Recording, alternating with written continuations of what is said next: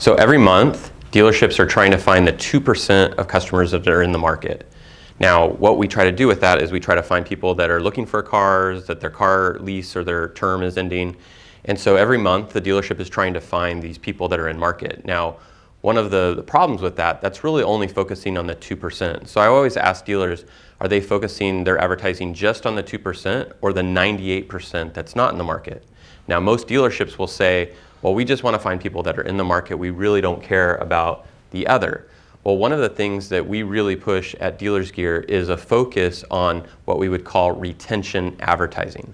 Retention advertising is your ability to use your historical customer data from the CRM to generate advertising to try to find those people that aren't in the market. And let me give you a couple examples of why this is so important. So the majority of an average dealership's budget, almost 95, if not 100%, is designed of trying to find new customers and trying to find people that are in the market. And there's very little focus and budget that's focused on this retention of people who have already either purchased or had done service at your dealership. And so how do you find people? How do you find these 2%? A dealership usually has to rely heavily on third-party lead providers. So when a customer is ready to buy a car, where are they going to go? They're going to start looking at these third-party listings to try to figure out, what cars are available. And this is a great source of leads, but it has some issues. First of all, it's expensive. There's no exclusivity. So a lot of times when a lead's coming in, it's actually going to multiple dealerships. So that requires a dealership to be really good at response time. And then what happens a lot of times is because the customer is shopping between 2 or more dealerships, it's usually going to come down to price. And in order to get that deal, you're going to have to lower the price. So often these deals are low gross. Dealerships don't want to give the price. So obviously sometimes it will affect the CSI. And when we do get these leads, we usually get about 3 or 4 data points. So that's name, email, maybe a phone number, and the vehicle of interest. And usually it's at the end of their buying cycle. So these people, they're ready to buy a car. They're most likely probably going to buy a car within the next, week or so. And like I said, this is a good source of leads, but it's not the best type of leads because of the competitiveness, how much it costs, and the fact that you're really not getting a lot of data. Now, what's better than third-party leads would be first-party leads. So this would be anything that you generate on your own, and that's through your own advertising through let's say you're doing paid search or Facebook, doing some organic posts, or even any type of traditional advertising is usually a way to generate your own conquest business. But again, it is also expensive. There's a lot of wasted budget where you are trying to identify a large area or a large group, just trying to find that 2% that's in the market. It's very competitive, a very low conversion rate often, and often it's really just chance. You're just throwing these mailers and these ads all over, and you're just hoping that somebody interacts with your ads and generates a lead. So with retention advertising, it's really focused on CRM data. And what's nice about the CRM is in the CRM we have contact information. So we usually have updated address, phone number, cell phones, email addresses. We usually know their preferred method of contact. Now, in some CRMs like ours, you can actually choose that. If you are using a CRM that doesn't have a preferred contact, you can just go look at the history and see where you're getting that engagement from. Are they answering the phones? Are they responding to text? Are they responding to emails? So you have some information there. The other thing is these are customers who know your business. So they've had some type of interaction, meaning they know where you are, they bought or serviced their car from you. And so that gives you kind of an advantage over these people who often have never interacted with your dealership. Now, the nice thing about this as well is even if they didn't have a great experience, you still have an opportunity to earn back that business. And if you earn back or repair somebody's issue that they had, they're actually more likely to do business with you. So even if they didn't have a great result, that's something that you can focus on. The other thing is the previous deal history.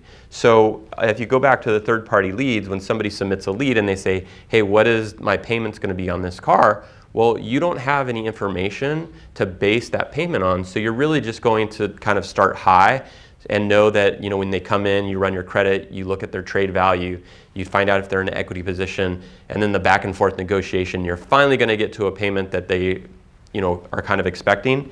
But when you know their previous deal history and you know what they're paying, what their credit is, what their income is, what their trade-off is, it allows you to give more accurate payment offering right up front. And this will increase CSI. And the funny thing about this is a lot of times you can actually build a deal with this deal history at sticker, and the customer actually thinks they're getting a better deal, and you're actually selling this for higher gross because they're focused on the payment. They're focused here on the price of the vehicle. So where do you get this data? You get this data from the CRM. Now, a lot of CRMs, you have the ability to create marketing campaigns and business rules where you're going to be automatically marketing to these customers anyway. Well, what we try to do is we try to export this data and then bring it back into your first-party advertising. So that's why this is not conquest advertising, it's retention advertising. The same thing that you would do in first-party conquest.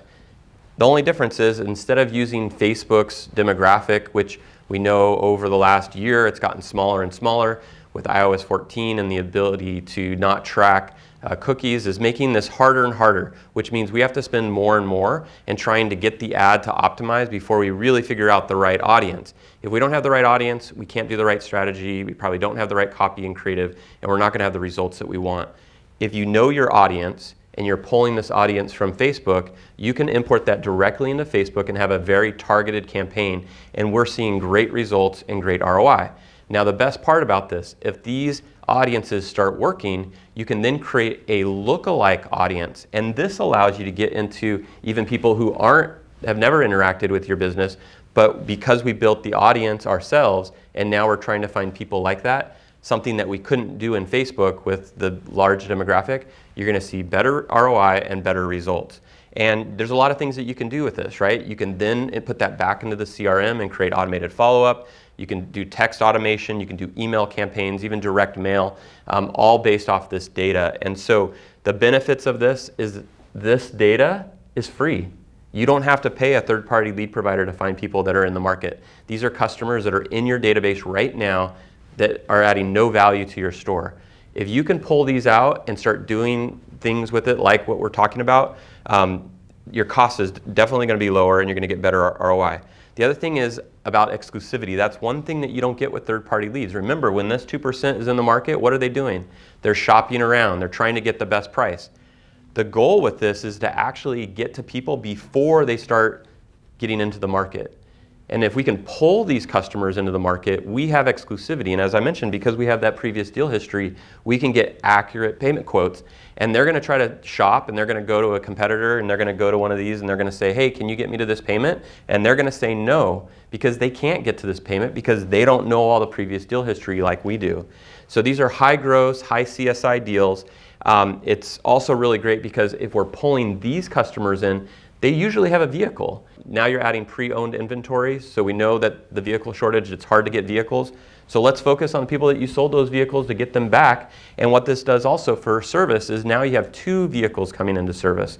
So this is a great opportunity to really maximize your advertising that most dealerships are neglecting.